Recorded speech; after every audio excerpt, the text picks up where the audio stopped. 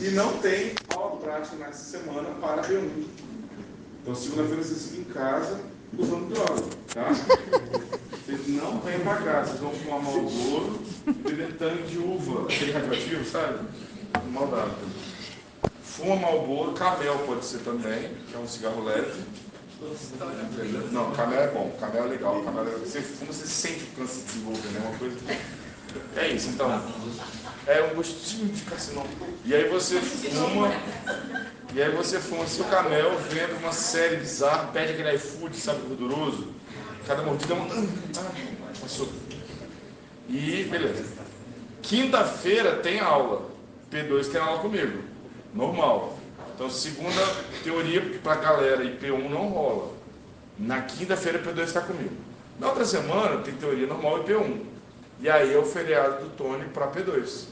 Então, segunda e quinta, segunda-feira agora, a noite toda não tem aula. Fica em casa, fume seu Camel, tudo certo.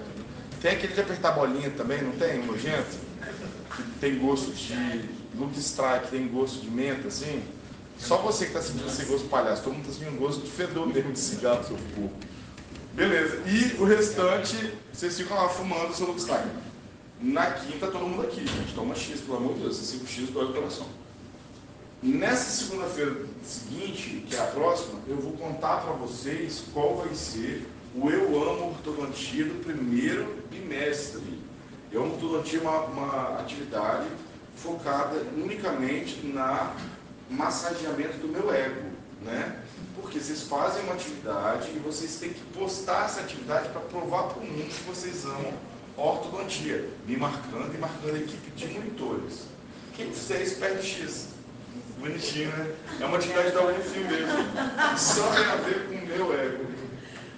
Tá bom? E a verdade. E aí é isso. Vocês fazem a atividade, a gente dobra o fio, mas é uma dobra de fio, vocês desenvolvem a ortodontia de vocês, vocês mentem para o mundo, vocês falam para todo mundo que vocês amam ortodontia, olha que lindo. Então rola um monte de manipulação também, porque as pessoas que me veem repostando vocês falam, gente, os alunos do Tony amam ortodontia. Vocês estão entendendo? Vocês estão sendo usados, brother, na cara dura. E é isso que vai rolar. Esse é o primeiro Eu Amo Ortodontia, vocês perdem uma quantidade boa de X fazendo o Eu Amo Ortodontia. O segundo bimestre também tem, ele tem a ver com X. Os palhaços que não tem X, tipo aquele idiota ali, vocês que não tem X, vocês fazem a ortodontia, mas eu vou tentar dar aquele Xzinho em você agora. Ah, você tá de bobeira aí, vai, tá fazendo nada. Já toma o seu Xzinho, né, para valer justificar essa minha massagem leve. Alguma dúvida sobre isso? Então, próxima aula chegue cedo para saber qual é essa atividade. Tony tem que fazer ou ortodontia? Não tem. Claro que não. Mas vale X, né? Então, legal fazer. Dúvida? Então, dia 9 não tem aula. Dia 12 tem. 9 não tem aula. Semana que vem não vem. Naruto, se você aparecer aqui, eu te mando embora. Naruto? Semana que vem, se você aparecer aqui, então vai ter uma voadora, tá? Eu vou raspar esse moleque seu. Tá? Parecer. Você lembra uma maratona da F80? O que está acontecendo ali? Alguém sabe me explicar? Mas você tem uma explicação lógica? É aposta, fala a verdade da parede. Se liga. Então é isso. Vocês não venham aqui. E aí, quinta-feira, todo mundo aqui. Na outra semana, ninguém, todo mundo na segunda, ninguém na quinta. Alguma dúvida? Vai aparecer gente errada, eu vou tomar esse porra da Patrícia? Sim, né? Mas de propósito, no caso. Você é uma pessoa vingativo, né? Pode ser assim, não, cara. Dúvida? Não? O que rola então? Essa é a primeira aula de ortodontia que vocês têm mesmo. E aí eu vou rever alguns conceitos que eu sei que vocês esqueceram. E eu vou ficar com muito ódio de vocês se vocês não gravarem todos eles. Eu vou dar a aula com a garrafinha na mão, porque ela está cheia de água e fica pesada. Seguinte, tá aqui mesmo. Mentira. Vamos lá. Primeiro desses conceitos é relação cêntrica. Já vou começar com voador. Não é bonitinho hoje não, tá? Já é soco na barriga. Dois conceitos de posicionamento da mandíbula. Maxila é um osso móvel. Mandíbula é um osso. Não, maxila é um osso fixo. Maxila é um osso móvel, mandíbula é um osso móvel.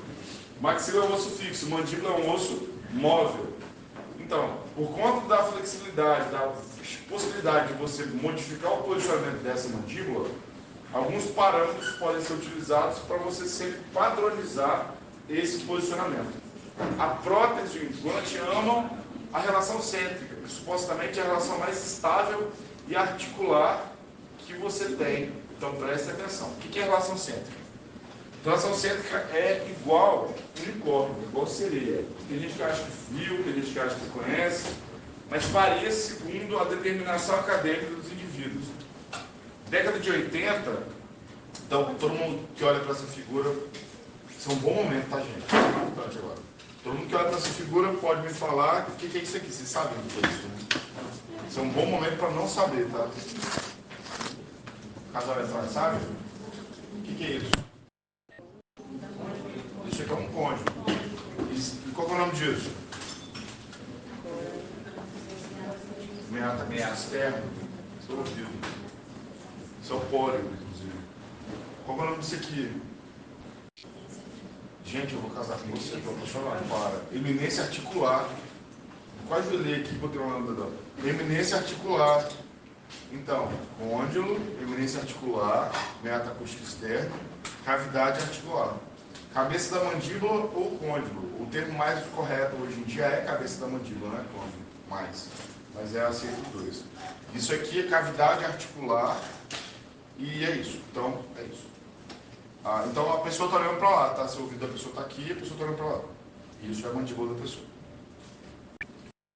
Década de 80, a posição mais posterior da cavidade articular era onde ficava o côndilo.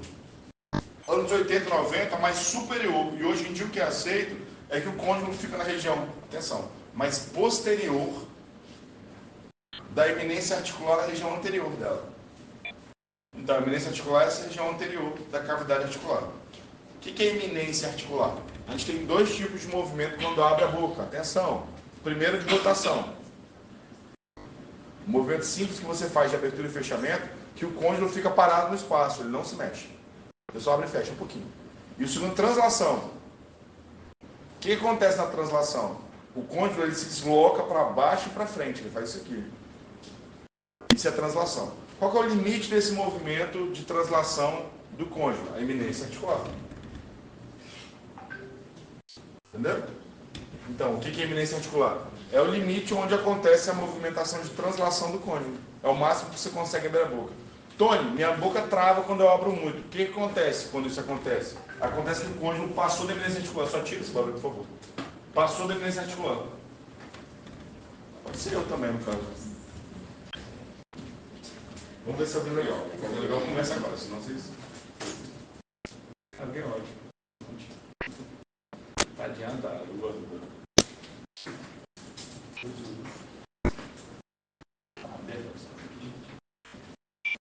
Que vergonha, ele tá hipnotizado, você tá entendendo? A gente tá fazendo aula, pode estar tocando, eu vou ouvir. Tem que colocar uma borrachinha. Eu vou no ouvido aí. Esse cara dando aula, vai estar ligado, né? Então, o côndilo é uma posição dele varia segundo a ciência moderna, a ciência atual, a percepção das pessoas e a gnatologia, que é quem estuda essas posições. Então, o mais importante não é exatamente a postura do côndilo. Presta atenção no que o tio vai falar. O primeiro dado que eu acho que é mais relevante agora. O que mais importa não é a postura ideal do côndilo, mas sim a capacidade de você reproduzir essa postura. Toda vez que o paciente chegar no seu consultório, você conseguir reproduzir essa postura. Quando você for montar o paciente com uma prótese, um articulador, você reproduzir essa postura. Toda vez que ele chegar lá e você encostar nele, você tem como base a postura anterior. Você sempre pegar o mesmo paciente. Porque se ele alterar a mordida dele segundo essa posição congelada, todos os dentes dele vão mudar. A cara dele vai mudar, a prótese dele vai mudar, o implante dele vai mudar, a cirurgia ortognática vai mudar. Quem não entende isso aqui nem é dentista. Então presta atenção. Está gravando? E quem não entende isso aqui nem é dentista. E quem não entende isso aqui nem é dentista. É sério, é muito sério isso. São dois conceitos que são a base. Eu acho que era a primeira aula que você tinha que ter para ser dentista na vida. MH e RC. RC é uma postura condilar, onde o côndilo está na fossa articular. É como faz para abrir e fechar a boca. Está escrito na parte de baixo. RC é relação cêntrica, é relação condilar, é a postura do côndilo, onde tem todos os dentes na nossa boca. E vocês são dentistas. Então é sobre isso que vocês estão fazendo aqui. Beleza? Nesse momento, vocês têm o direito de não saber o que é isso. Então, nesse momento vocês podem me perguntar, Tony, me explica em detalhes o que é RC, e eu explico. Mas se vocês entenderam, eu estou feliz também. A única coisa que eu preciso que vocês entendam é a posição do côndilo na cavidade articular, se relacionando com a eminência articular, e tem que ser reprodutível. Você monta a articuladora em prótese, em implante, para fazer isso aqui, para chegar na RC do paciente. Então, Dona Maria extraiu todos os dentes lá em Marechal Floriano. E aí, foi no amigo do Naruto. Esqueci o nome de novo. Felipe. E aí falaram Felipe. E aí foi Felipe que extraiu o dente dela, estava tudo bom, ele extraiu porque ele estava com vontade. Extraiu o dente dela tudo, e aí vai fazer uma PT para ela. Qual que é o tamanho da PT? Qual é o tamanho do dente que ele vai fazer para essa PT? Da cabeça dele? Não. Você mede a proporção da face da pessoa, coloca um arco facial do indivíduo, o Felipe faz conta baseado nesse arco facial, e aí você sabe o tamanho do dente, aí você sabe como você recoloca isso, porque tem uma relação cêntrica. Você mede a altura facial anterior do paciente, você mede a relação condilar dele. Isso é prótese, isso não é ortodontia. Mas vocês têm que saber isso. Isso é para ser dentista. Para sair de casa e falar, eu sou dentista. Não tem que falar, eu fiz odontologia. Duas coisas diferentes. Fiz odontologia, sou dentista. Duas coisas bem diferentes. E aí é o seguinte, como eu estou cansado de dormir pouco, minha atividade sai mais rápido. Não é o tipo de coisa que eu falaria muito bem sendo gravado. Não é mesmo? Vamos beber água, desse mundo azul. Já volto. Já volto, peraí rapidinho. Não serve isso, agora eu sei. Tá, instantinho, tá?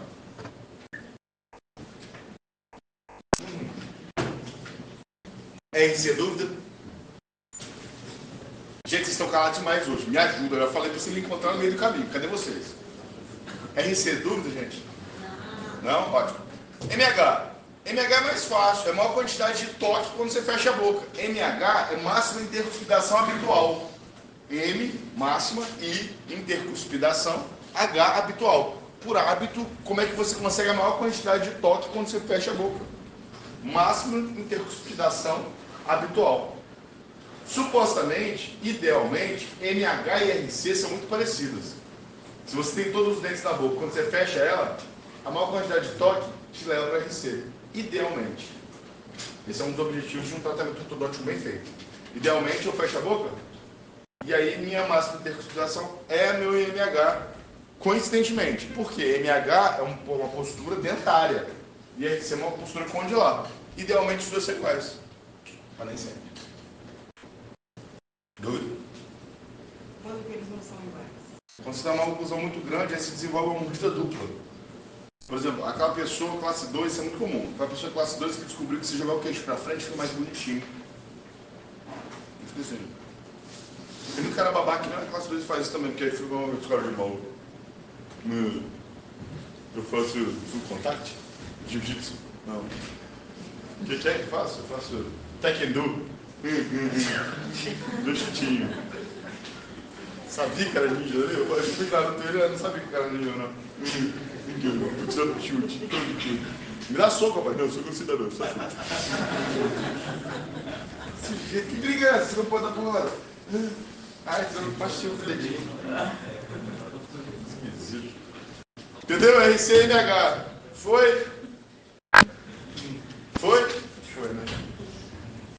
Também, função de dente. Cada dente, cada grupo de dente tem sua função. Isso é matéria do primeiro período. Então, digamos, era uma vez um ser da caverna, um homem das cavernas está andando na caverna. Beleza, sua roupa de homem da caverna, que é tipo sempre uma coisa de tigrinho de um ombro só. Aí você está andando, pá. E aí você vê um animal. Você pega o animal e você captura ele com os seus dentes da frente. Essa é a função dos incisivos. Prender e partir. Arranca pedaço, você prende com os incisivos. Essa é a função desse incisivo. Ele é feito para movimentação, para recepção de força, que é lateral e central. É um dente com a raiz cônica. Então ele recebe bem forças que são horizontais e verticais. O canino é um dente bem longo e resistente. É feito para matar. Você usa o canino para perfurar aquele indivíduo, aquela carne, aquele bicho que está sendo morto. E os molares e premolares trituram, maceram e são ótimos para absorver força no longo eixo. Molar é um dente que tem uma mesa oclusal. Esse termo é um termo importante. Mesa oclusal é toda a superfície de contato que os molares têm e que servem para macerar, destruir, destroçar e transformar em pequenos pedacinhos qualquer alimento colocado ali. A execução da mastigação, função fundamental do dente, ela é dada pela mesa oclusal dos molares. Não adianta nada você ter um molar que não encaixa no dente superior e que fica um vão de contato entre os dentes superiores e inferiores do paciente, porque não vai mastigar. Então, a função mastigatória da pessoa cai quando ela tem maloclusão. Entre outras coisas, problema no estômago, problema digestivo, problema em esôfago e uma lista de coisas relacionadas a isso. Não vou entrar nesse mérito nesse momento. Mas essa é a função dos dentes por tipo, salta acostada. Isso é algo que vocês já tiveram, mas vocês têm alguma dúvida? Não? Então vamos falar de métrica oclusal. O que é métrica oclusal? Presta atenção. Métrica oclusal são proporções ou movimentos dentro das arcadas que servem para estabelecer o quanto são funcionais essas arcadas. Repito, proporções, Maria Bethânia, proporções ou movimentos que servem para você medir o quão funcional são essas arcadas. É o quanto essa arcada da pessoa funciona. E isso pode ser medido, isso pode ser observado. Existem métricas que determinam se a pessoa tem ou não uma maloclusão. Joia? Primeira dessas métricas é o overjet. E o overjet é uma prova de que Deus odeia cada um de vocês, e eu também. O overjet, ele é essa distância horizontal entre incisivo inferior e incisivo superior. Tá, olha para mim. Uma visão de lado, estou de frente agora. Visão de lado, minha boca. É essa distância aqui, ó, horizontal. Incisivo inferior, incisivo superior. Essa distância horizontal. Um overjet normal tem entre 0 e 1 milímetro. Um overjet aumentado é aquele menino classe 2, viu? Overjet aumentado. O overjet negativo ou de topo é classe 3, é assim. Então, overjet aumentado, overjet normal, 0 a 1 milímetro. Overjet negativo. É da ponta da incisal superior à ponta da incisal superior. Coloca isso pra cá, ponta abaixo. Não vai levar nada. Da ponta de uma incisal para a ponta da incisal. Se tiver justinho, tá ok. O ideal é que o overjet você não toque. O toque tem que ser muito levinho, muito levinho. O toque tem que ser muito levinho no incisivo. Por causa da função de dupla proteção. Proteção mutuamente protegida, sabe? Esqueci de falar um detalhe para vocês, que é importante.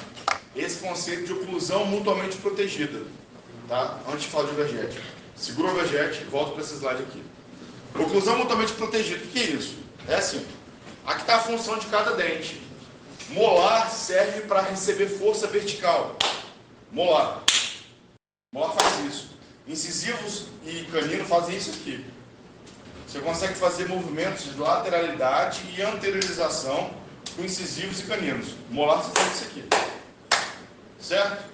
Isso a gente chama de oclusão mutuamente protegida. Na prática quer dizer o quê? Que os dentes anteriores protegem os posteriores. Os dentes posteriores protegem os anteriores. Eles se mutuamente protegem. Porque os dentes posteriores observam forças verticais. Os dentes anteriores, forças laterais e anteriores. Mais um conceito. Isso são movimentos bordejantes. Todo mundo lembra desse termo? Movimentos bordejantes. Quais são os movimentos bordejantes? Bordejante de borda. Então, são os limites máximos de movimento da mandíbula. Quais são eles? Lateralidade e anteriorização. Você faz lateralidade direita, lateralidade esquerda e anteriorização. Esses são os movimentos de borda. Quando você faz o movimento de morder, assim ó, você fez isso. Só dente posterior pode encostar. Só dente posterior encosta quando você morde. Não pode encostar dente anterior. Só posterior. Quando você encosta em topo dente anterior, só dente anterior encosta. Não pode encostar dente posterior. Só dente posterior encosta. Quando você faz anteriorização, chegando até a ponta de incisivo, só incisivo encosta, não encosta posterior. Quando você faz lateralidade direita, só o canino encosta. Quando você faz lateralidade esquerda, só o canino encosta. O lado que eu faço lateralidade é chamado de lado de trabalho. Vocês tiveram isso? O lado oposto ao lado que só o canino encosta é o lado de balanceio. Se eu vou para o lado esquerdo, só encosta canino do lado esquerdo. Nem encosta mais nenhum dente do lado de trabalho, esquerdo, nem do lado de balanceio, direito. Então isso é importante por quê? Se você faz uma restauração e em mordida tem toque em região anterior, quando você fecha a boca, a restauração bucal está tocando incisivo, o que vai acontecer com ela? Ela vai quebrar infinitas vezes. Se você não sabe oclusão, não adianta. Se você faz uma restauração em molar, em lateralidade, tem toque em lateralidade no molar, ele vai quebrar. Se você faz uma prótese, coloca um implante, que a coroa tem um toque em lateralidade, ele vai quebrar, velho. Ele vai quebrar. Tem que saber. Esses conceitos que eu acabei de explicar para vocês são super básicos. Então eu vou dar uma oportunidade igual shopping agora. Eu vou falar para vocês. Lateralidade, anteriorização e movimentos bordejantes. 1. Lateralidade, anteriorização e movimentos bordejantes. 1. Oclusão mutuamente protegida. 2.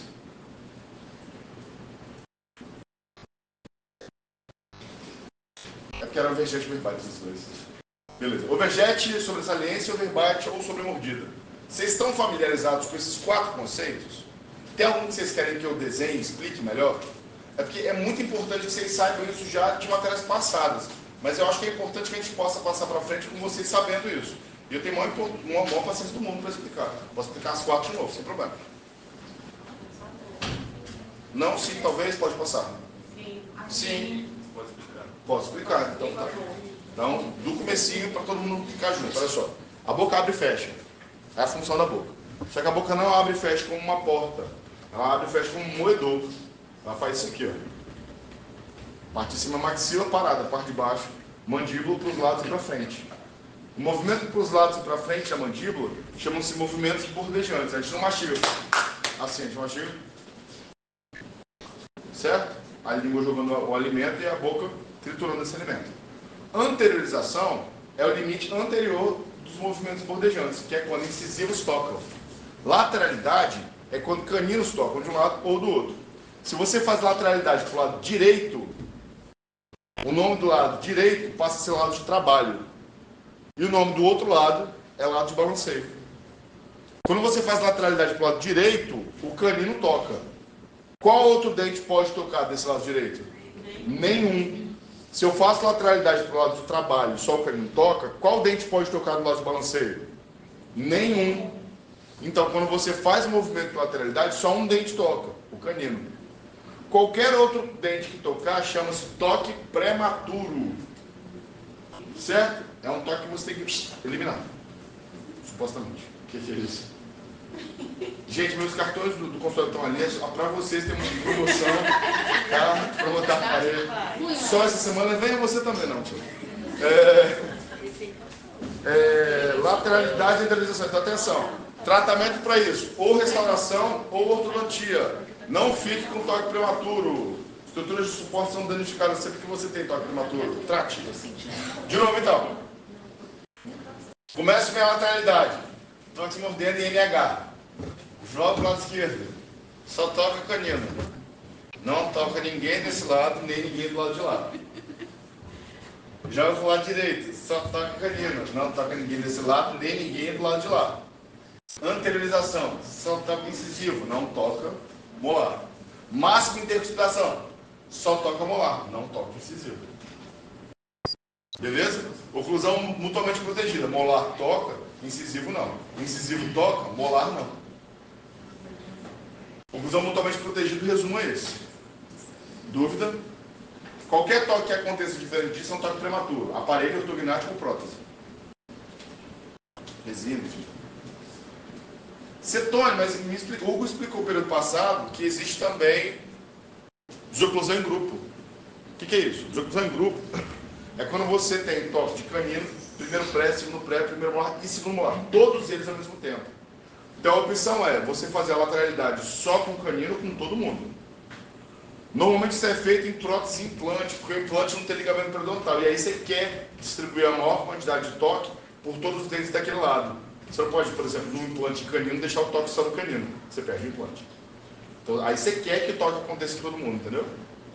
Entenderam, gente? Pessoal, entendeu? Aí atrás, isso é importante. Não faz uma coroa sobre o implante, deixando um toque de lateralidade sobre o implante, você perde o dente. Aí você tem que fazer uma desoclusão em grupo. Todo mundo do lado de trabalho tem que encostar. Foi? Dá para dar um semestre de aula com muita tranquilidade só sobre isso. Um semestre inteiro de aula, só explicando desoclusão, como é que oclui, o que é um overjet perfeito, um overbite perfeito. A matéria de oclusão é a matéria base, a odontologia tinha que ser sobre isso.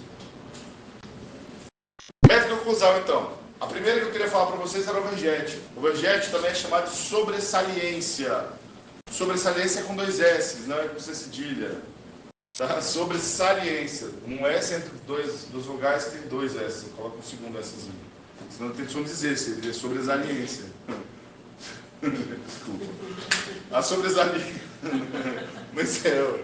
O overjet é sobre. Então, por que você odeia a gente, quer que a gente grave os 2 nomes? Cara, porque todos os professores vão dar aulas com nomes variados. Usa-se na literatura odontológica os 2 nomes, tanto em inglês quanto em português. Sobressaliência, overjet. É isso. O que é isso? É a distância milimétrica entre a ponta do incisivo e a ponta do outro, num plano horizontal. Então, quando você é bicudo ou classe 3, é quando você tem a sobressaliência, overjet aumentada ou diminuída. Vocês todos, e eu já avaliei vocês são extremamente classe 2. Vocês têm um overjetzinho um pouquinho aumentado, todo mundo. Basicamente aqui a sala é uma sala de overjets grandes. Vocês têm queixinho para trás e a aparição para frente um pouquinho. É a grande maioria, não é todo mundo não, mas a grande maioria. A grande maioria, impressionante. A gente vai falar sobre isso hoje, sobre padrões facial classe 1, 2 e 3. Por que é importante? Atenção. Agora que vocês sabem método de oclusão, porque é importante ter um overjet correto. Saindo de uma oclusão normal, em que você tem contato de todos os dentes com todos os dentes, você faz anteriorização. Então você joga o queixo para frente. Ao jogar o queixo para frente, você quer tocar só incisivo. Só que se seu overjet é muito grande, ou é negativo, se ele é maior que o tamanho de uma cúspide, você faz, atenção, Maria, você faz uma excursão muito grande. Gente, é sério, esse dado que eu estou falando não tem nos livros, tem no Oxon. E o Oxon é difícil. Melhor explicando, presta atenção. Você faz uma excursão. A excursão é o movimento da mandíbula para anterior maior do que o tamanho de uma cúspide. E aí vai ter toque lá atrás. Então, esse movimento de overjet aqui é do tamanho de uma cúspide sua, posterior. Porque quando você incisivo vai para frente, a mandíbula vai junto. E aí, se passar do tamanho da cúspide, pega na cúspide de trás. Por isso que o overjet tem que ser correto. Porque senão você tem que tocar prematuro e anteriorização. Então, por que o overjet tem que ser correto? Porque a mandíbula está parada, você está com o incisivo inferior e superior. Quando você chegar o incisivo inferior para frente, lá atrás o molar vem junto. Se ele for maior do que o tamanho de um overjet grande, por exemplo, automaticamente você tem um toque aqui até chegar topo a topo aqui na frente. Entenderam? Faz sentido isso que eu falei para vocês? Perfeito. Se você tem um overjet negativo, se você é classe 3, você não tem como fazer anteriorização. Você sempre tem toque prematuro. Sempre. Se você é classe 3, sempre. Tudo que você faz é toque prematuro. Você tem retração. 40 anos de idade, retração no vestibular e um monte de dente. Então é isso. A anteriorização na oclusão normal é o tamanho de uma cúspide. Você desoclui bem todo mundo. Agora, oclusão, quando esse movimento de anteriorização dos dentes acontece e você tem um overjet aumentado, essa distância aqui está aumentada, você tem um monte de toque acontecendo aqui atrás até você conseguir fazer a anteriorização. E aí você tem toque prematuro. Para isso você precisa de ortodontia e ou ortognática. Overbite é o segundo, overjet e overbite. Enquanto o overjet é sobre saliência, o overbite é sobre mordida. É a profundidade que você morde. Então, é a distância horizontal dos incisivos do paciente. O overjet é a distância horizontal dos incisivos do seu paciente. O overbite é a distância vertical, é a profundidade dessa mordida. Vocês estão comigo? Eu tenho medo de vocês morrerem, cara. E hoje, como eu estou meio, não sei se vocês estão morrendo tão vivos. Está todo mundo aqui, né?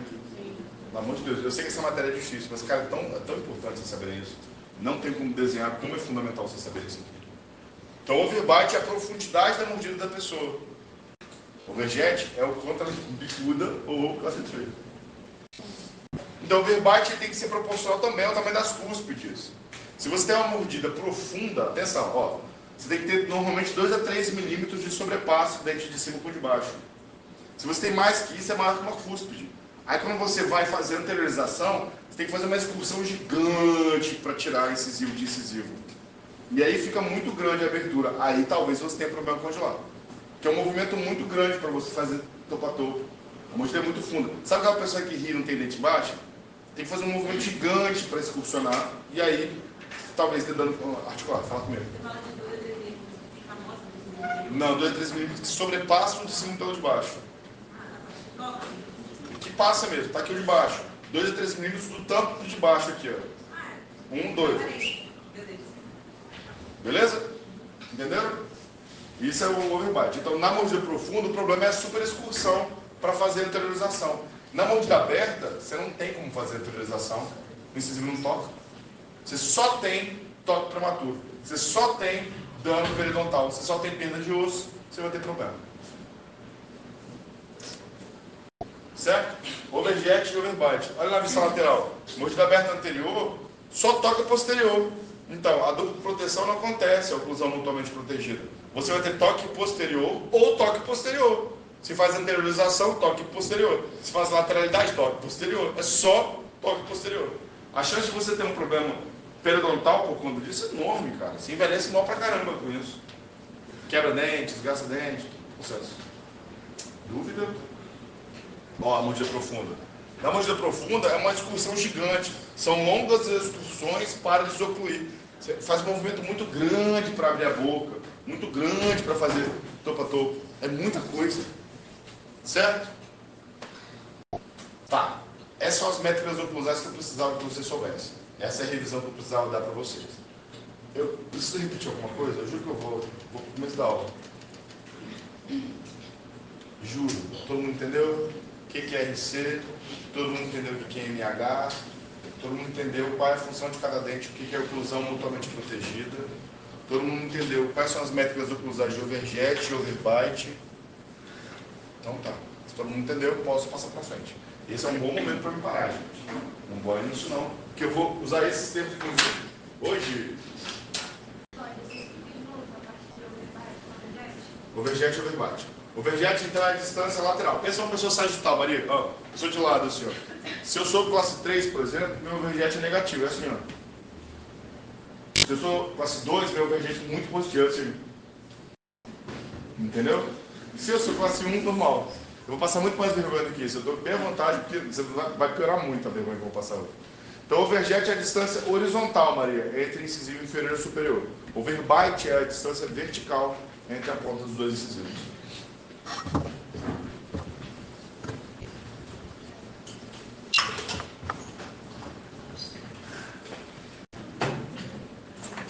Se liga, gente. Qual o dente mais importante da boca? Todos, esse é idiota. Todo dente é importante. Todo dente é especial por ele mesmo. Quem que falou isso? Ah, que lindo que você é, né? Você não gosta de ser lindo. O canino é o dente mais importante da boca. Então, por isso, hoje a gente vai estabelecer com vocês a análise de Engel, que usa qual dente como base? O molar. É o molar. A gente vai usar o molar como base para classificação de Engel, porque não existia ciência para entender gnatologia. Mas é a forma mais utilizada de diagnóstico oclusal. E na verdade, a mais utilizada, não é a única utilizada. Então é isso, a gente vai ter que aprender Engel. Hoje é o dia de aprender isso aí. Só que o dente mais importante é o canino. Então, vamos começar a treinar vocês para ser dentista hoje. Vocês vão receber o paciente na sala de espera. Tem lá a parede artificial de jardim que vocês têm, vertical, horroroso, de uma cafonice sem limite. E aí você chama o paciente com o seu cabelo em cima do seu jaleco, porque eu não sei também, porque o cabelo era para estar preso num gorro, mas tudo jóia. Aí você, venha. Aí beleza, senta o paciente na cadeira, senta do lado da cadeira e vai ver o exame clínico do paciente. A primeira coisa que você olha nesse paciente, depois de uma anamnese muito bem feita, nesse exame clínico, é a face do paciente. Você já fez essa análise de face com uma aula que a gente ainda vai ter. A segunda coisa é observar a oclusão e as dimensões dentárias dele. E a primeira coisa é linha média. Na sequência, o dente mais importante da boca, onde é que o canino dele encaixa. Tony, mas é variável, tem vários tipos de rosto. Eu sei, tem vários tipos de rosto errado. Só existe uma forma específica do canino encaixar. E o canino ele tem que estar em classe 1 de canino, que é o canino superior ocluindo entre canino inferior e primeiro pré-inferior. Ah, Tony, mas se tiver um pouquinho mais, está errado. Ah, não, mas se tiver, está errado. Ah, mas está errado. Canino superior ocluindo de canino inferior e primeiro pré-inferior. Sim. Acabou a gente, valeu. Dá motivo. É isso é uma classe 1 de canino. Variações da classe 1 de canino. Se o canino estiver à frente desse toque, classe 2 de canino. Se o canino estiver atrás desse toque, classe 3 de canino. Então, o canino à frente do contato entre canino inferior e primeiro pré-inferior é uma classe 2 de canino. O canino atrás é uma classe 3 de canino. Não vou me prolongar nisso. Vou passar para o molar. Mas por que o canino é tão importante? Que é com ele que a gente faz a lateralidade de canino. Se ele não tiver em classe 1 de canino, você não consegue fazer a lateralidade de canino adequadamente. Dúvida? Então o canino é o dente mais importante porque é através dele que a gente faz os movimentos bordejantes. Sem canino em classe 1, você não faz a lateralidade de canino. E aonde é o canino em classe 1? Entre canino inferior e primeiro pré-inferior. A gente está no óxido. Para cavar esse dentro do óxido é um inferno. O óxido é um livro dificílimo de ler. Então, por favor, aproveitem esse começo de óxido. Ele vai estar posterior, mais próximo ao pré-molar. Não necessariamente sobre, mais em direção ao pré. Classe 2, mais em direção ao canino. Podendo passar ele, podendo tirar no molar. Vamos dar exemplos aqui. Olha a classe 2 de canino e a classe 3 de canino, como é que é? Isso é uma super classe 2 e isso é uma super classe 3. Só para ilustrar. Dúvidas? Ó, o canino era para estar ocluindo aqui, ó. Ele está a um canino de distância. O canino era para estar ocluindo aqui, um pré-molar de distância. E a face? A face não importa? O que importa é uma aula que a gente vai ter de análise facial. A face vista de maneira sagital, toda essa avaliação que a gente está discutindo, é uma pessoa de lado. Vocês estão entendendo isso, né? É o canino de lado. A face da pessoa de lado também importa. O canino em classe 1, atenção, o canino em classe 1 e o molar em classe 1, essa pessoa tende a ter a face também em classe 1. Perfil facial de lado, reto, em classe 1. O canino em classe 2 e o molar em classe 2 tende a ter um perfil classe 2, que é com esse queixinho um pouquinho mais para dentro. O canino em classe 3 e o molar em classe 3 tem a tendência a ter esse perfil mais côncavo, um queixinho mais forte. Então a face é bem importante. E o esqueleto? Mesma coisa. Classe 1 esquelética é quando você tem um esqueleto entre maxila e mandíbula equilibrado. Classe 2 esquelética você tem ou a maxila para frente ou a mandíbula para trás. Classe 3 esquelética ou maxila para trás ou a mandíbula para frente. A aula de cefalometria é sobre isso aqui. Então são 4 formas de avaliação sagital. Prestem atenção, porque esse é o resumo do que eu falei nos últimos 6 minutos. Classe 1 de canino. Classe 1 de molar. 2 métricas dentárias. Classe 1 de canino. Classe 1 de molar. As 2 métricas dentárias. Tipo 1, 2 e 3 facial. Tipo 1, 2 e 3 esquelético. Uma métrica da face, uma métrica da radiografia. São as 4 formas de diagnóstico que a gente tem. É assim que você diagnostica um paciente oclusalmente. Dúvida? Tudo, claro. Então assim, o paciente vai ser avaliado sagital, antero-posterior, de ladinho, acima. Sagital, tá vendo? Então, você avalia a classe 1 de canino e a classe 1 de molar. Avalia a face dele e avalia a radiografia, teleradiografia lateral. É a avaliação dentária, canino e molar, a avaliação facial, que é a aula disso, e a teleradiografia lateral, que é o esqueleto. Todas elas têm a mesma métrica, classe 1, 2, 3. Classe 1 de canino tende a ser classe 1 de molar, tende a ser classe 1 facial, tende a ser classe 1 esquelética. Classe 2 de canino tende a ser classe 2 facial, classe 2 de molar, classe 2 esquelética. Classe 3, é que grava errado. Entenderam?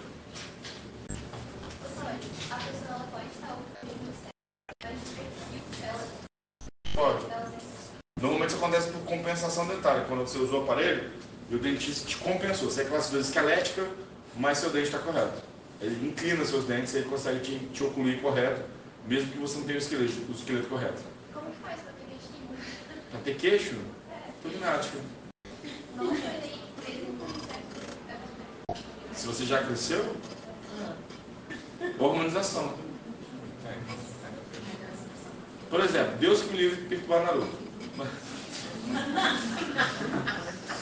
A sorte do homem é o quê? Qual é a grande sorte da raça humana que permite que a gente perpetue a espécie, que as mulheres parem para olhar para nós? Barba, muito bem. A barba é a arma que o homem tem para conseguir ter queixo, quando ele não nasceu com queixo. É isso que eu vim para falar para vocês. O cara já está casado e está chorando ali atrás. Você está entendendo? O desespero do cara. O cara está ali, meu Deus, não fala isso, cara. Meu Deus, não fala. A mulher pensa, enganada, velho. Tapeada. Você foi tapeada. Ele raspa a barba, ele vira o quê? Um Pokémon. É uma tristeza. Destrói casamento. Velho, tem gilete que destrói casamento, velho. O cara chega em casa e ele... Parece um guaxinim. Vocês já viram um panda molhado? Já viram um urso molhado? Joga ali no Google depois. Urso molhado, panda molhado. É uma desgraceira da Bahia. Vocês estão entendendo? E é isso.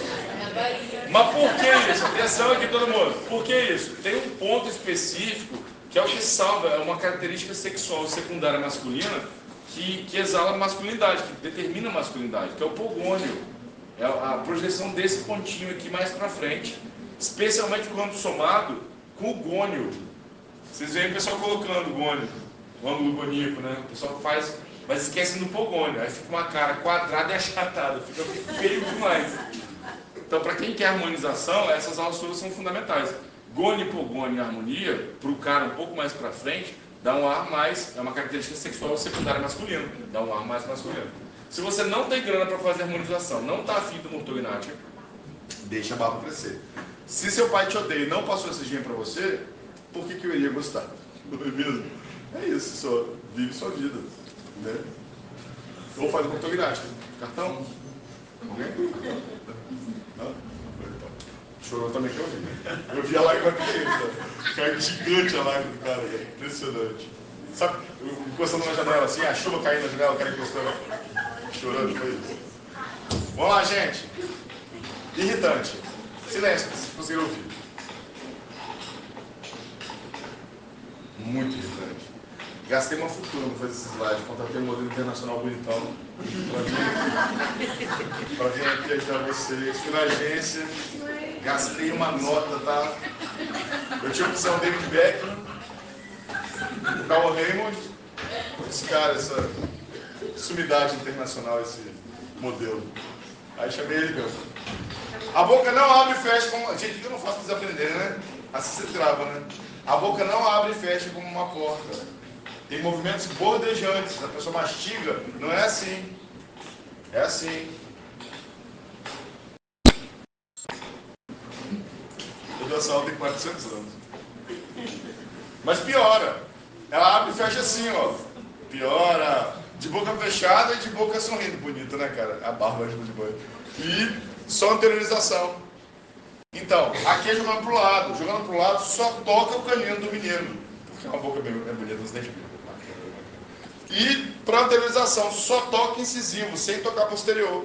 Dupla proteção. Movimentos bordejantes. Dúvida? Cara, precisa aprender até essa babaquinha. Difícil, tá? Difícil. Difícil. Qual é o limite disso? Quais problemas? É possível ter uma mala oclusão e isso ser ok? É. Existem 3 tipos de oclusão. Está na capa do Oxford. Eu preciso que vocês saibam isso. 3 tipos de oclusão. Tem a oclusão ideal, a fisiológica e a patológica. A ideal, o cara acabou de sair do consultório do dentista e tirou o aparelho. Dura 6 meses. O processo de envelhecimento, por exemplo, faz com que o dente anterior apinhe. Então a ideal passa a ser fisiológica. O que é fisiológica? Não é perfeita, mas não faz mal. A pessoa não vai morrer porque tem aquela oclusão. E tem a patológica, essa faz mal. A pessoa vai ter problema. Então são 3 tipos de oclusão. Normal, fisiológica, patológica. Entendeu, Costa? É isso. Tudo bem? Eu te perdi. Você foi para um lugar muito longe. Tudo bem? Pega na minha mão, não solta mais não, tá? Fique comigo. Se você não estiver enxergando o caminho, vem atrás de mim que eu te levo. É isso. Fisiológica é a oclusão que basicamente todos vocês devem ter, a não ser que tenham tirado o aparelho por tempo. Normal, ideal, perdão, que é perfeita, e a patológica, que aí você tem alguma alteração importante que vai comprometer a sua saúde. Normal, fisiológica, patológica. Vai ter perfeita para sempre. Se você usar contenção inferior, o aparelho móvel superior, e for nas suas contenções, suas manutenções com o seu dentista para acompanhar a evolução disso durante bastante tempo, você vai ter isso bem perfeito para sempre. Então é importantíssimo classificar. Cara, classificar torna isso ciência. Esse cara foi genial. O Engel foi genial quando ele estabeleceu uma classificação da mordida da pessoa. É para discutir caso, é para comparar caso, é para comparar, facilitar a comunicação entre os profissionais, estabelecer métodos de tratamento. Tem um monte de bons motivos para você fazer isso. Você pode classificar de duas maneiras. Presta atenção. Duas maneiras. Dentro de uma mesma arcada e na relação entre duas arcadas. Dentro de uma mesma arcada é a aula de etiologia da maloclusão. Tem 7 bilhões de maloclusão no mundo. Você pode ter um dente torto, um dente pequeno, um dente grande, um dente faltando, um dente ectópico, problema gengival, problema de freio, problema de língua, face. Cara, é uma lista, é muita coisa, tem muita coisa. Vocês têm a disciplina de patologia oral e eu dou aula de etiologia da maloclusão com mais 700 problemas que são possíveis terem na boca. Então aqui eu estou mostrando para vocês, ó, um palato atrésico, uma transposição, cárie, tudo isso causa maloclusão. São problemas intra-arcadas. É o problema dentro daquele arco. Intra-arcada. Infinitos. Sejam bons dentistas e diagnostiquem alterações do que é normal. Todas elas causam problema. O ideal é ideal. O ideal é tipo, só aquilo presta. É ideal. Tem o normal, tem o que é fisiológico, que não é o ideal, mas que está tudo certo. Não vai morrer por causa daquilo. E tem o patológico. Eu vou tratar quem? O patológico. Vocês estão comigo?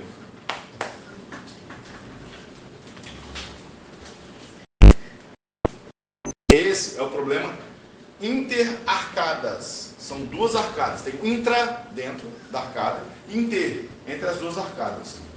Eu preciso que vocês prestem atenção nisso. Uma coluna dessas três aqui é a aula de hoje. As outras duas são duas aulas que vocês ainda vão ter comigo. Os 3 planos de espaço são aquela caveirinha que eu mostro para vocês no início das aulas. Tem horizontal, vertical e anteroposterior ou sagital. Cada uma dessas aulas é de uma dessas maloclusões. Tem essas maloclusões aqui todas. Então, vocês são capazes de me dizer o que é isso aqui?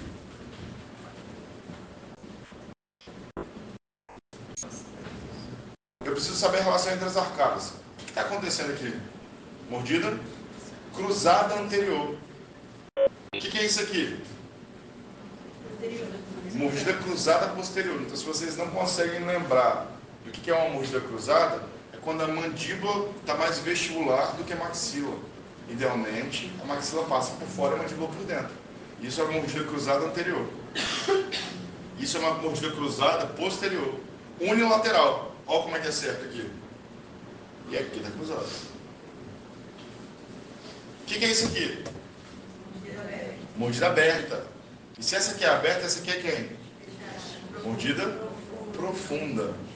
Qual que é a pegadinha mais legal que eu coloco? Isso, mordida aberta e mordida fechada. Quando você faz pegadinha, claro. Não, não faço não. Faço não. Isso. Se isso aqui é uma mordida aberta e é uma profunda, isso é uma classe 2 e é uma classe 3. Então são os 3 planos do espaço. E a partir de agora o compromisso de vocês é diagnosticar o paciente de vocês nesses 3 planos, seguindo esses 3 planos. Quais são eles? Transverso e horizontal, vertical e sagital ou anteroposterior. São os 3 planos de diagnóstico. Cada um deles é uma aula de vocês. Tamo junto? Quer que eu volte? Libera.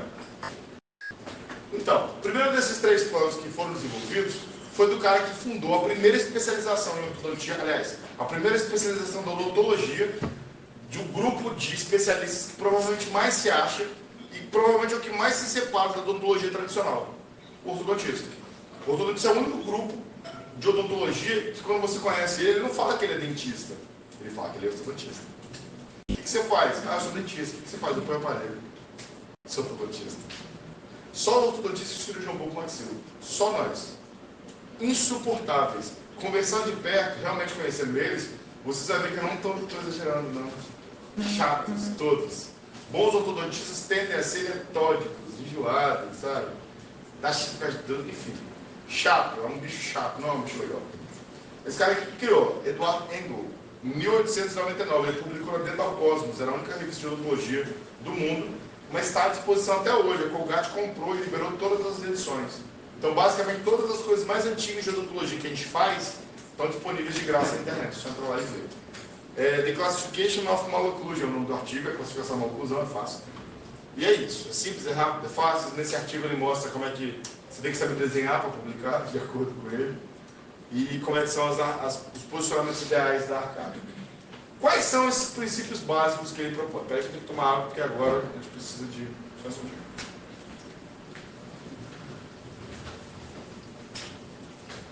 Dois princípios. Primeiro princípio. Você só pode usar uma classificação de Engel se você tiver os 4 primeiros molares em boca. Isso exclui 2 grupos de pessoas. O primeiro grupo são crianças com menos de 6 anos de idade aproximadamente. Por quê? Eles não têm primeiro molar permanente. Então não pode classificar por Engel ninguém que tenha menos de 6 anos. Segundo grupo, quem perdeu o primeiro molar. Quem perdeu o primeiro molar permanente entra na categoria de mutilados. Então o nome é feio pra caramba, mas é isso. Se você não tem um molar na boca, você é mutilado. Você não pode ser classificado por Engel. Você ainda pode ser classificado canino, face, esqueleto. Mas Engel, molar, não. O que eu repito? Isso cai em concurso, é ridículo, mas é verdade. Vamos lá. Limitações da classificação de Engel. Crianças com menos de 6 anos de idade e gente que não tem primeiro molar permanente. Gente que tem primeiro molar permanente pode ser classificado por Engel. Classificar por Engel é classificar pelo molar. É a mesma coisa. Classificação de Engel. Classificar pelo molar da pessoa. Entendeu? Então criança não pode, mutilado não pode. Então eles colocam lá. Paciente fulano de tal perdeu os elementos 14, 16, ele era classe 2 de Engel e tal.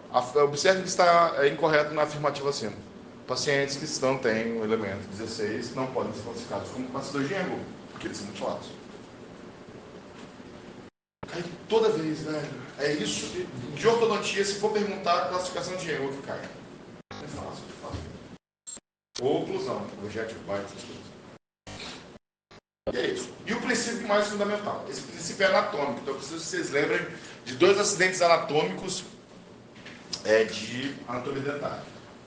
Nesse princípio, eu vou ter que pedir um favor para vocês. 2. Primeiro que vocês decorem. Não tem como aprender isso. Essa é a única parte, juro, que vocês vão ter que decorar. É decoreba mesmo, é simples.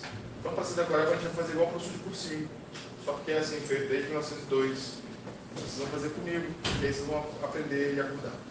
É assim, é conseguir entender, primeiro, que a cúspide mesovestibular do primeiro molar superior oclui no sulco mesovestibular do primeiro molar inferior. E eu vou repetir 700 mil vezes na cabeça de vocês. Mas para fazer sentido, vocês vão ter que fazer comigo. Então falem comigo, por favor. Todo mundo juntinho, vamos curar. Vamos fazer isso? Vamos lá. Todo mundo limpa aí. O que é chave de oclusão? É quando a cúspide mesovestibular do primeiro molar superior oclui no sulco mesovestibular do primeiro molar inferior. Eu não ouvi você falando, velho. Se você acha que sou eu, é você. Acaba toda a aula, isso. Eu vou ter que explicar esse conceito tão básico da psicologia humana toda a aula. Se você acha que é você. É você. Então fala com todo mundo essa gente mais uma vez, porque ele agora quer falar.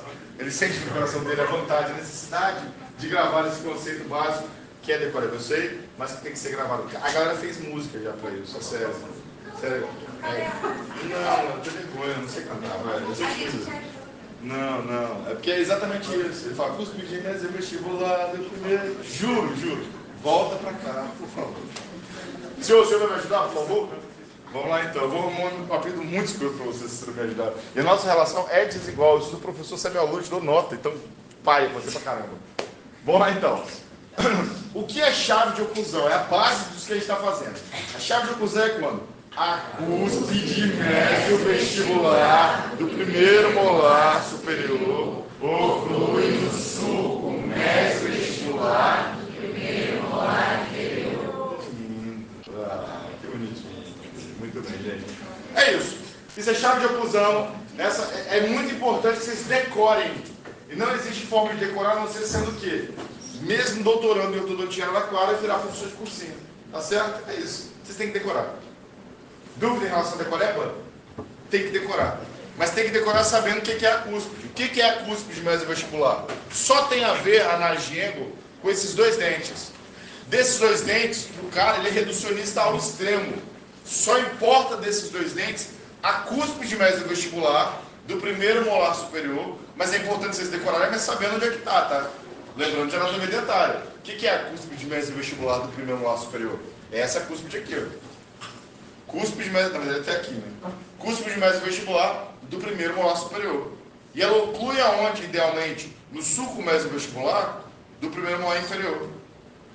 Perguntaram no integral, achei interessante a observação. Ué, o dente superior fica um pouquinho para trás do inferior? Fica. Fica assim. Os dentes eles têm que encostar 2 em 1 sempre. Qualquer alteração desse toque, 1 para 2, 1 para 2, normalmente o dente encosta superior na versão dele inferior e um atrás. Então, o canino superior encosta no canino inferior e um pré atrás. O primeiro pré superior encosta entre os dois prés. O segundo pré encosta no segundo pré e no primeiro molar. E assim sucessivamente. Eles fazem esse movimento sempre. O único que só foge disso é o segundo molar superior, porque a não ser que você tenha o terceiro molar, que aí o que vai fugir vai ser o terceiro molar. Betânia, então em paz? Betânia, a questão certa, vai. Essa aí, a gente sabe. Isso cai, bicho. Sai quente, igual pão 6 da manhã na padaria. Tchau. Essa é a classificação de ângulo. Não é difícil, mas eu preciso que vocês prestem atenção. Ele classificou em 4 classes, apesar de ter 3, são 4 classes. A primeira é a normo-oclusão, que ele chama de oclusão perfeita, apesar do termo normo parecer normal. Não é normal, é perfeita. Normo-oclusão, classe 1, classe 2, primeira e segunda divisão e classe 3. É a classificação de Engel, é baseado nisso aqui. Tá rápido, vocês estão conseguindo acompanhar, tá justo, classe, tá indo? Beleza então. Normo-oclusão é a primeira, isso é o desenho do Engel. É a oclusão ideal, tá tudo perfeito. A normo-oclusão é linda, não tem nada errado. A pessoa tem chave de oclusão é quando a cúspide mesovestibular do primeiro molar superior oclui no sulco mesovestibular do primeiro molar inferior. Essa é a chave de oclusão. E a chave de oclusão, você tem essa cúspide ocluindo aqui e não tem mais nada na boca. E já que a gente está nesse slide, eu acho que é importante que vocês tirem uma foto mental dessa boca.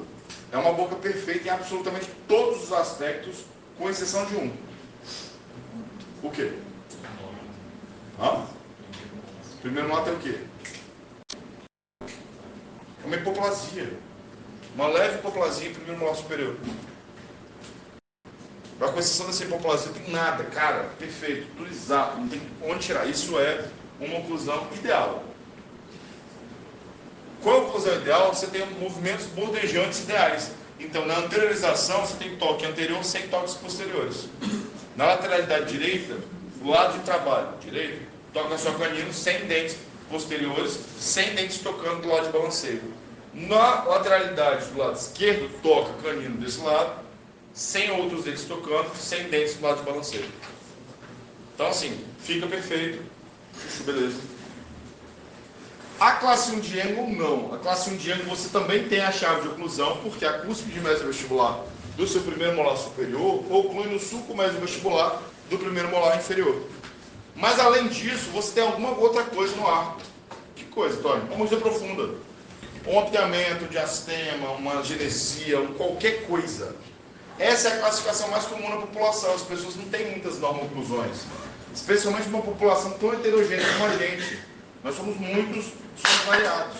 Então, a oclusão ideal que a gente tem é a classe 1, com alguma alteraçãozinha. Isso aqui pode ser fisiológico se não for muito grave.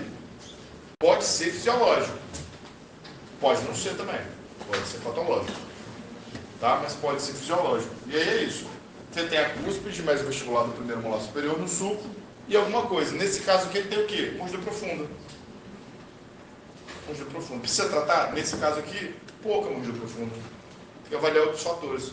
Especialmente, nesses casos de classe 1, especialmente o fenótipo periodontal, a qualidade da gengiva da pessoa para saber se ele aguenta pancada ou não. Se for um fenótipo periodontal fino, você tem que ter uma oclusão muito perfeitinha. Se não for, uma oclusão fica ali em paz o resto da vida. Tranquilamente. Ó, mordida profunda. Mais exemplos de classe 1 aleatórias com outras coisas. Mordida aberta é classe 1. Precisa tratar. Mordida aberta sempre é uma oclusão grave. Muitas vezes ligada a problema respiratório e hábitos parafuncionais. Chupa dele, chupa chupeta. Adenoide aumentada. Espelho bucal. Deglutição atípica. Reposição lingual. Mordida cruzada com classe 1. Tem que tratar sempre. Tração importante, com dano talvez articular até. Qual que é a diferença da classe 1 para a oclusão normal, então?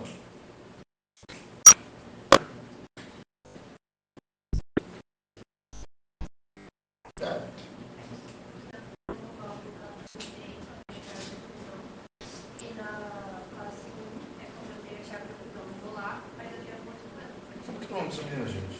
Você é casado?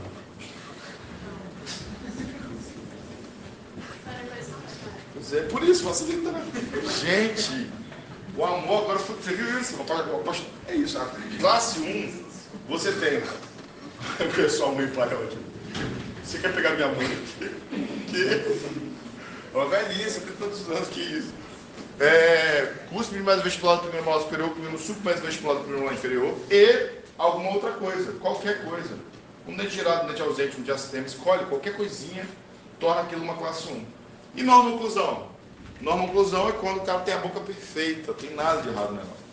Nada de errado nela. Joia? Caso feio. Esse rapaz apareceu lá no consultório. Marcelo, gente finíssima. Juntou uma grana para tratar a vida toda, que detestava a oclusão que tinha. Assim que ele chegou no consultório, na aula de análise facial, a gente vai ver que ele tinha uma eversão de lábio, uma coisa extremamente estética, e uma incapacidade mesmo de fechar a boca. O selamento labial dele era ausente, era inexistente, então ele ficava de boca aberta. A percepção disso é um ar cansado, é uma cara mais cansada, não é agradável a percepção. Tem ressecamento labial, cândida, quelite angular, uma série de outros fatores patológicos associados, porque você fica com mucosa exposta e aquilo resseca e bactéria prolifera. Certo? Então, necessidade de tratamento na análise facial a gente já tinha visto. Quando eu observei intraoral, eu vi que a cúspide mesovestibular do primeiro molar superior incluindo o sulco mesovestibular do primeiro molar inferior.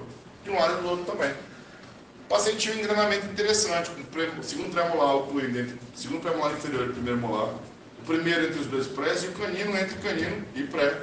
Aqui o canino estava ligeiramente em classe 2, a pontinha dele está um pouco à frente, mas os dentes de trás todos corretos. Mas o que me chamou a atenção foi o formato da arcada e principalmente a discrepância de modelo que o paciente apresentava. Uma discrepância de modelo realmente negativa. Vocês tiveram aula de discrepância de modelo e a gente estabeleceu que existem 3 grupos de discrepância de modelo. O grupo negativo, que vai de menos 1 a menos 3, que é um mapeamento leve, menos 4 a menos 7, mapeamento médio, e mais que menos 7, um mapeamento importante. Vocês acham que isso é um mapeamento leve, médio ou importante? Não, de cada vez, peraí. Dá pra chutar, vai. Cara, é bem importante. Isso é um absurdo de apiado. Nossa senhora, tudo dá apiado. É realmente, observa bem, coloca todos esses dentes retinhos em cima da arcada dele. Esse canino está aqui, esse incisivo está aqui, cabe 2 incisivos e meio canino aqui. Falta espaço para 2 incisivos e um canino e meio aqui. É muita falta de espaço. Na verdade, ele tem inferior menos 12 milímetros e superior menos 10. Muita falta de espaço. A gente vai ver também na cefalometria que ele tem dentes projetados. O incisivo dele está para fora, o outro também está para fora. A gente chama isso de biprotrusão. E isso também é uma forma de falta de espaço. Quando não tem espaço, a gente projeta. Então soma-se o fato de o dente era apinhado e projetado. É muita falta de espaço. Não, mobilidade não, problema periodontal nenhum. Ele tem um pouco de objeto aumentado sim, mas por conta da biprotrusão. Ele é classe 1 ainda assim. Na teleradiografia dele, a gente pôde perceber na panorâmica que estava tudo certinho, não tinha nenhuma alteração periodontal. Perguntar se ele tinha mobilidade, não, ele tem osso, tem condição periodontal bem adequada, tudo certinho. Ele só tinha algumas cáries, os molares que estavam sendo tratados prévias ao início do tratamento, e terceiros molares em posição bizarra, precisando de um balde, que é o termo científico para isso, balde. Você fazer exodontia dos dois elementos. Na teleradiografia lateral, que foi meu choque, a inclinação desse incisivo era enorme, enorme, cara. A boca do cara, coitado, ele não devia fechar a boca. E assim, me chamou a atenção o fato dele não ter fraturado esse incisivo ainda. Qualquer batidinha que ele der vai quebrar esse dente. Qualquer coisa que esse cara fizer, quebra esse incisivo. Então, na primeira fase de tratamento, eu extraí 4 premolares dele. Esse é, com certeza, o caso mais clássico de qualquer tratamento ortodôntico. A gente chama isso de classe 1 apinhamento. E o tratamento da classe 1 apinhamento é a extração de 4 premolares, tradicionalmente. É assim, é uma discussão eterna e infinita da ortodontia que sempre se renova. Classe 1 apinhamento é a extração de 4 prés. Primeiro premolar. Se for apinhamento classe 2, segundos prés inferiores, primeiros superiores. Se for apinhamento classe 3, o contrário. Mas isso é na especialização, né? Aqui não. Classe 1 apinhamento, nada é mais clássico. Teve uma briga, a maior briga da ortodontia aconteceu entre Tweed e Engel, esse cara que inventou isso. Tweed é um cara que é um excelente nome para cachorro, para um ortodontista. Imagina, Tweed, mentindo. E é um grande pesquisador de ortodontia. Mas Tweed é um bom nome. E é um pesquisador de ortodontia, um cara que revolucionou a área. E ele provou que extrair dentes era possível. O outro cara era muito religioso, ele achava que Deus fazia todo mundo perfeito. Não existe extração de dente para o tratamento. A gente não vai entrar nesse mérito nesse momento. Beleza? Extração de 4 prés, fio de alinhamento. Eu larguei o fio na boca do cara e falei, alinha. O perfil do cara melhorou. Então, no alinhamento do fio ainda, tá? Estamos alinhando o arco do cara, continua classe 1, continua classe 1, mas começaram a aparecer um aprofundamento de um black space. Black space é essa relação que acontece na região de papila quando você tem a perda da papila da região. Papila e a crista óssea dessa região tem 3 milímetros de maneira fixa. O osso e a gengiva não doente pode ser mais ou menos. Mas o osso e a gengiva não doente tem fixos 3 milímetros. Se você não aproximar as raízes dos dentes, paralelizando elas, você vai ter um black space formado. Então é por isso que daqui a pouco vocês vão ver eu dobrando o fio nesse caso. Segunda fase do tratamento, então, eu estou fechando o espaço, e aí eu dobrei o fio. Vai aproximar aqui, vocês vão ver que tem uma dobra em Z, ó, uma dobra para cima aqui e para baixo aqui. Trazendo essa raiz para o lado de cá e fechando o black space do paciente. E terminei de encaixar ele com fios de fechamento de espaço superior e inferior em formato de arco muito mais adequado. A dobra em Z mostrando o black space sendo fechado, ó, o fio reto e o fio com essa dobrinha fazendo esse Zzinho aqui, ó. E aí isso traz essa raiz para o lado de cá, fazendo a papila daqui descer. Cria o osso dessa região. Cria não, permite que o osso fique nessa região. Terceira fase do tratamento, fase de finalização. Dobrinhas pequenininhas que você faz para deixar o negócio mais bonitinho. E aí o dente todo encaixadinho, o incisivo certinho, um monte de dobra, um monte de dobrinho, só para finalizar realmente seu trabalho, com a linha média certinho. E na fase final, já tirando o aparelho, com tudo bonitinho, tudo certinho, sem 4 premolares.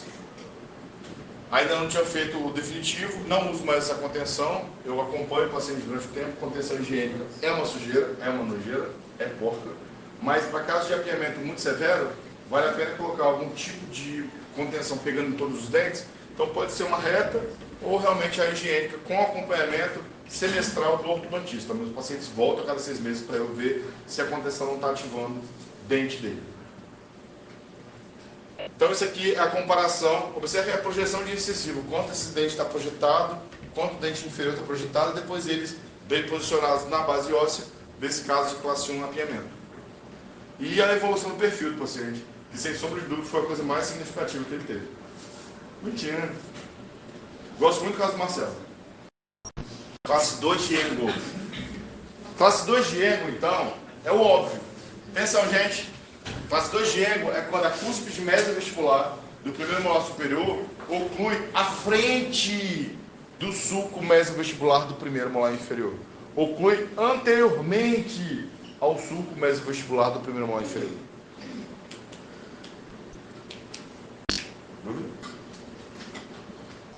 Pois é, essa classe 2 ela se divide em duas. Quando você observa que o paciente tem classe 2, quer dizer, você observa que a cúspide está à frente do sulco, você tem que ver o perfil do paciente. Normalmente ele vai ter esse perfilzinho com retrognatismo mandibular. Ó, ele fica com um perfil que a gente chama de perfil convexo. E dentro da boca você tem uma grande projeção, um grande overjet. Classe 2, primeira divisão, é uma classe 2 que você tem a cúspide mesovestibular do primeiro molar superior à frente do sulco mesovestibular, anterior ao sulco mesovestibular do primeiro molar inferior, e um aumento do overjet do paciente. Essa é a classe 2 de primeira divisão. Dúvida? A classe 2 de segunda divisão foi o primeiro caso que eu mostrei para vocês no começo da matéria. É a classe 2 da namorada do Homem-Aranha. Ela acontece quando você tem a cúspide mesovestibular do primeiro molar superior à frente do sulco mesovestibular do primeiro inferior, e você tem incisivos centrais retroposicionados e os laterais projetados ligeiramente acima e à frente desses dentes. Então, a pessoa tem laterais para fora da boca. Vocês lembram da foto da mulher do Homem-Aranha? Com um incisivinho aparecendo? Porque ela é uma classe 2, segunda divisão. A classe 2, segunda divisão, ela é muito comum em mulheres bonitas. Ana Paula Rosa, Luana Piovani, a Marilyn Monroe, todas elas eram classe 2, segunda divisão. Porque o queixinho um pouco mais para trás dá um ar mais delicado, denota delicadeza. Essas mulheres normalmente não tratam, elas deixam desse jeito mesmo, porque fica bonito, é um rosto bonito. É muito comum uma mulher bonita ser classe 2, segunda divisão, pelo padrão de beleza europeu. Muito, muito comum essa mulher ser classe 2, segunda divisão. Essa é a comparação do perfil. Ó. A mulher classe 2, segunda divisão, a pessoa classe 2, segunda divisão, o perfil dela é normal. É considerado o perfil normal e atraente. Não tem grandes alterações. A classe 2, primeira divisão, já buscou tratamento. No Brasil, então, rapidamente. O que tem aqui? Vocês conhecem? Normalmente é o fofanossauro. Sabe o fofanossauro? Vocês não têm idade. Fofanossauro, não? Ninguém? Cara, vocês estão péssimos de referência. Acho que eu tinha que dar uma aula de referências antes de começar a dar um de ortodontia para vocês. Que vergonha. Tem internet em casa, não, gente? Pelo amor de Deus. Fofanossauro. É um dinossauro de brinquedo aqui. Fica falando aqui na internet. Estou decepcionado com cada um de vocês, tá? Pensem nisso. Oclusalmente, olha só, então facialmente, essa é a diferença da classe 2 primeira divisão da classe 2 segunda divisão. Classe 2 primeira divisão, cúspide mesovestibular do primeiro molar superior à frente do sulco.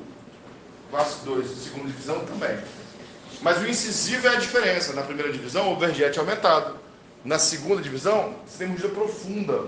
Na segunda divisão, você tem incisivos centrais retroposicionados e laterais à frente desses. Daquela forma ali. Beleza? Dúvida? Gente, não morre nesse momento. Não larguem minha mão. A hora é agora. Lutem contra esse instinto de dormir. Vou mostrar o caso do Pedro. O Pedro é aluno aqui da Multifix. Está no oitavo? Não, Pedro está décimo. Décimo período. Ser humano excelente, muito tímido. 2018, muito tímido. Era? Esse era tímido. Esse, vocês ouviram, né?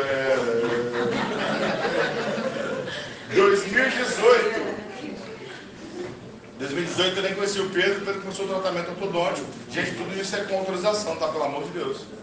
Falando nome e sobrenome CPF do menino, tem que pedir pro cara. Pedro botou o aparelho em 2018 porque ele tinha dentes apinhados. Ele gostava do perfil dele, mas ele não gostava do apinhamento dos incisivos. Então, facialmente, não tinha grandes queixas. Intraoralmente, a gente podia observar a presença de uma classe 2. Que divisão, gente? Esse incisivo está projetado, o overjet está muito aumentado? Não está. O lateralzinho está ligeiramente vestibularizado com incisivos retroposicionados. Então, isso é uma classe 2, segunda divisão. Classe 2, segunda divisão, com apinhamento superior, importante, com apinhamento inferior, importante. E aí ele foi num dentista. E o dentista falou, é 50 reais. E aí ele foi num dentista, filha da vida, Na verdade, eu gostaria muito de poder falar que era um dentista super baratinho, mas a tristeza da história, que não era. Então, ele confiou numa pessoa que deveria confiar nele de volta.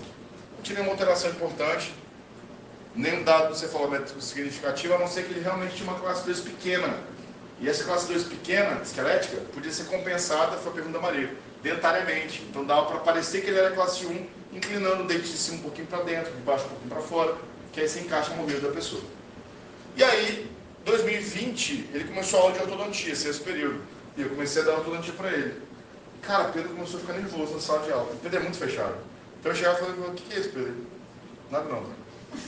E saí da sala, no meio da aula. Eu falei, cara, deve estar muito ruim essa aula. E aí eu parei ele um dia e falei, o que está acontecendo? Ele falou, cara, tá tudo errado.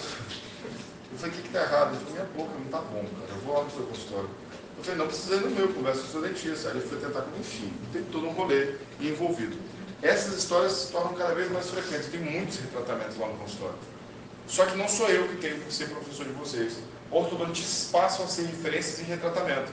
Eles são considerados mais caros por cobrar R$40 de mensalidade e aí você paga 2, 3 anos de R$40 para depois pagar R$500 em outro lugar.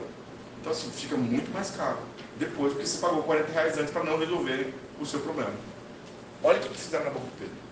Isso aqui é a face dele antes e depois. Observando face, não vi grande diferença. Mas quando eu comecei a ver a lateralidade, ele de lado, eu estava vendo que a boca dele estava fechando com mais dificuldade. Quando ele sorria, ele só tinha dente. O dente dele, porque eu não sei se está dando para ver daí, mas o dente dele está para frente, tudo para frente, uma vista frontal. A avaliação de sorriso, depois a gente entra, isso aqui era o caso inicial dele. Isso aqui era o caso dele depois de 2 anos de tratamento. Então, na comparação direta, olha a inclinação desses dentes. Olha a abertura da mordida que o cara fez nele. O que o cara fez aqui nesse momento foi só colocar um fio flexível de alinhamento e nivelamento e largar. E sabe qual é o efeito quando você coloca um fio flexível de alinhamento e nivelamento e larga? O efeito é... Tá ficado. Basicamente alinha tudo, alinha força. Só alinha tudo. Então, muito cuidado quando vocês ouvirem, não precisa mais dobrar fio, isso é coisa do passado. Não é coisa do passado. É muito importante que você tenha controle biomecânico sobre todos os seus casos. Mas eu fui um dentista que nunca dobrou um fio comigo. Muitos casos são possíveis de serem tratados sem realmente dobrar fio. Mas alguns casos, né? Não são todos. O caso do Pedro não era. O resultado é esse aqui. 2 anos de tratamento depois, é isso aqui. Houve uma piora significativa e considerável no caso. Quando você avalia o alinhamento, realmente alinhou o dente. Só que o dentista não se preocupou com montar o segundo molar. Não existe tratamento ortodôntico sem montagem de segundo molar. Mas por que você deve montar o segundo molar? Esses dias eu vi na internet isso. Qual a explicação para a necessidade de você montar o segundo molar num tratamento ortodôntico? Porque o segundo molar é dente. Você é dentista. Você tem que montar ele junto, ele tem que morder também. Você acha que esse dente... Olha o posicionamento desse dente em relação ao primeiro molar. Olha o posicionamento desse dente em relação ao primeiro molar. Olha que estava mais ou menos correto o primeiro com o segundo. Olha como é que o cara deixou. Isso está errado. Isso está errado. Se vocês fizerem isso na boca de alguém, não falem que eu dei aula para vocês. Tenho vergonha disso, sério. Isso me ofende, me agride gravemente, por um monte de motivos. Eu não sei se vocês entenderam. Eu sou apaixonado por ortodontia. Nossa, essa profissão é linda. Isso aqui é uma agressão, cara. A pessoa que faz tinha que ser presa. Eu não sei. É porque eu não sou juiz, eu não sou advogado. Porque eu juro que eu ia inventar uma lei, cara, que tinha que cortar só a unha do pé do cara e tirar todas as unhas. Depois costurar na cabeça do filho da puta. Volta. Nossa, é muito grave fazer isso com alguém. Tá doido. Pagaram para fazer isso. É sério. Você não precisa entender odontologia. Primeiro e segundo molar. Primeiro... bicho. Vai passear, não faz isso não. Quando você olha a radiografia do paciente, você observa que já tem o início de um processo de reabsorção radicular acontecendo em todos os dentes mais suscetíveis a isso. Isso era um indicativo de que Pedro era um reabsorvedor. Ele tinha grandes possibilidades de reabsorção radicular acontecer. Mas não era uma percepção que eu tive logo de início. Eu vi que tinha arredondamento, mas com o tempo, com a percepção temporal, só tinha uma radiografia dele, eu não tinha como saber se ele era realmente um reabsorvedor ou não. Eu vi que reabsorveu, mas também vi que projetou tudo, então podia não reabsorver tanto. Me enganei. Quando você observa a inclinação de incisivo, o cara só jogou tudo para fora. Vamos ver esse cara. Uma merda, ficou horrível. Então qual foi a opção de tratamento? Eu coloquei 4 mini implantes no Pedro. O primeiro mini implante dos dois inferiores foi para trazer os dentes projetados de volta para dentro da boca dele, aumentando grandemente o overjet e a mordida aberta que ele tinha. Nessa época, o Pedro me odiava profundamente. Ele queria muito que eu morresse, mas não podia ser tiro na cabeça porque é rápido. Cara, você precisa ver a cara que ele chegava para mim no consultório e falava: ei, Pedro, puto, velho. Porque não é um cara muito aberto. Eu não dava para perceber que ele estava muito puto, até você ver isso na testa dele que ele te odeia. Ele te odeia. E aí foi, basicamente, a parte de cima, observa bem, eu botei uma barra transpalatina, ligando os dois lados da arcada dele, e um mini implante aqui e um lá. Observa que esse fio ele pega nesse molar e nesse canino, puxando toda essa estrutura para trás, mas toda a parte de trás para cima também. A ideia de puxar isso para cima é porque eu giro para o oclusal do Pedro. Então, quando a parte de trás vai para cima, a parte da frente vai para baixo. Eu intruo o posterior nele. E aí existe um efeito de tesoura na boca. Vocês vão fazer isso em restauração, por exemplo. Quando você coloca uma coisa muito alta na parte posterior, a parte anterior não fecha mais, entendeu? Aberta. Então eu intruo o posterior, e intruindo o posterior, eu extruo o anterior. E aí, 7 meses depois, a mordida dele estava fechada já. E aí eu fechei a mordida dele e pedi radiografias, já tinha alinhado muito melhor o dente dele, colando o segundo molar.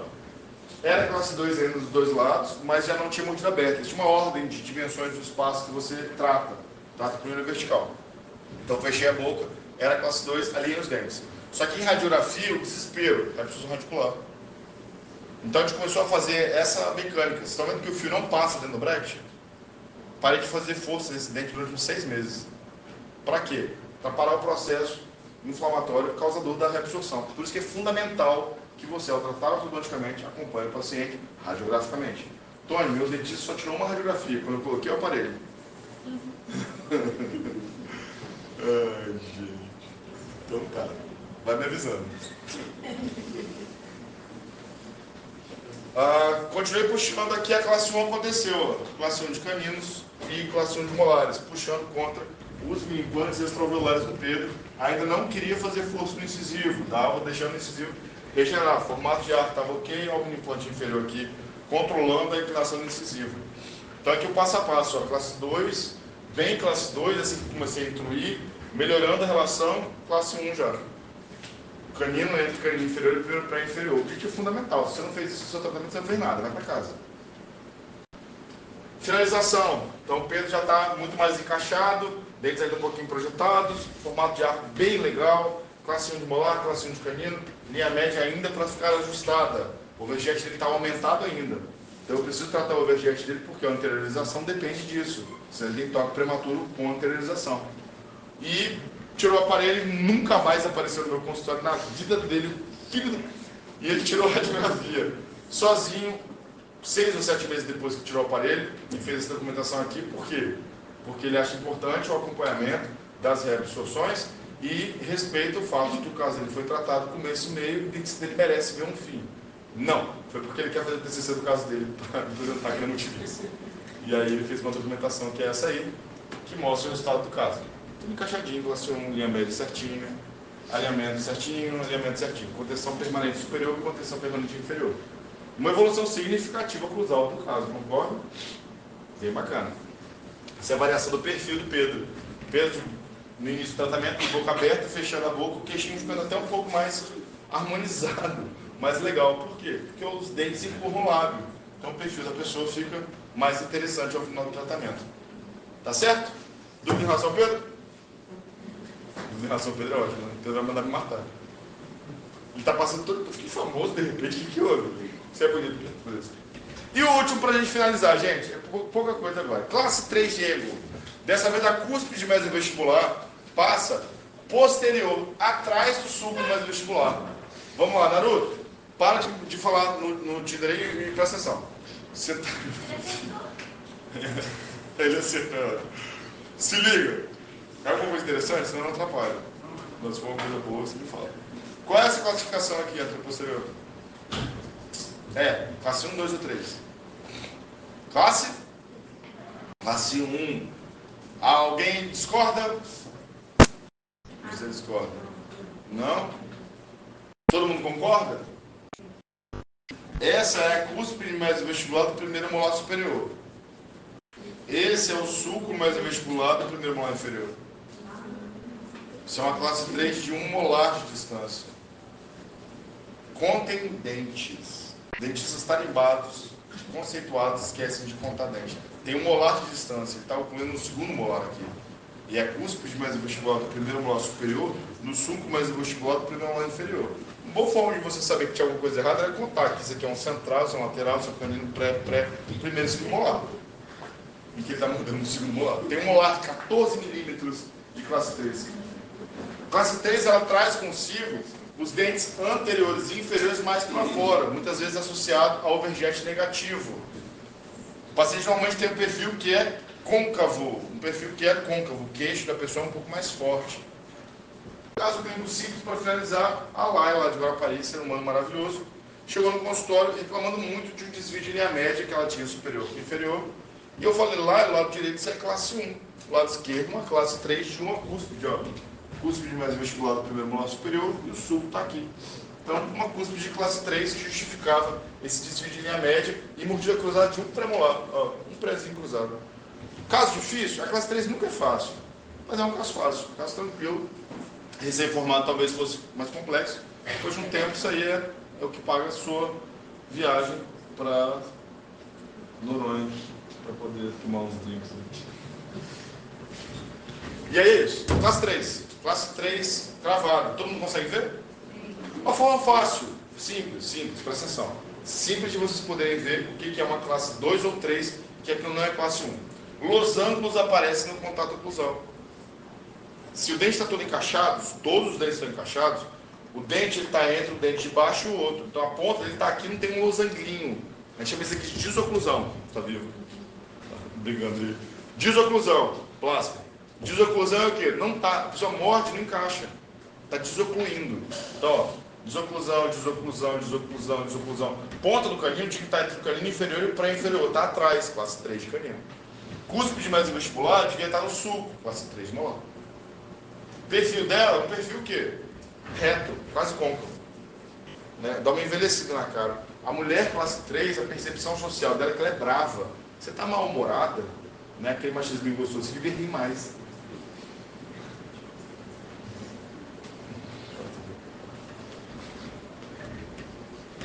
Tratamento simples. Monta o aparelho, alinha, nivela, elástico, classe 3, perfil dela permite usar rapidamente a linha média da pessoa, encaixa os adesivos também. Muita retração, observe que a retração já existia, tá? Muita retração. A classe 3 traz consigo muita perda de estrutura de suporte.